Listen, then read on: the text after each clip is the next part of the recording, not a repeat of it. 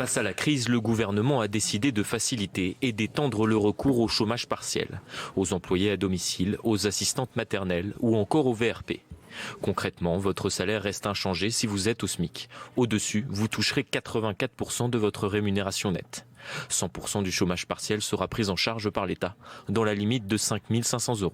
C'est-à-dire que pour toutes les petites et moyennes entreprises, c'est l'intégralité des salaires versés en chômage partiel qui vont être remboursés, et pour les grandes entreprises, une très grande majorité.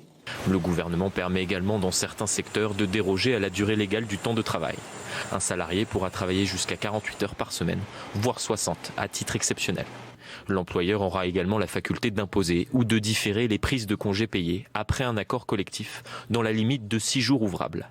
En revanche, les RTT et les jours de repos affectés sur le compte épargne-temps pourront être modifiés unilatéralement dans la limite de 10 jours. Il n'y a pas un seul jour de congé qui est supprimé, mais nous donnons par anticipation la capacité, avec accord, à l'employeur de fixer ses dates de congé pour jusqu'à une semaine dans les semaines qui viennent.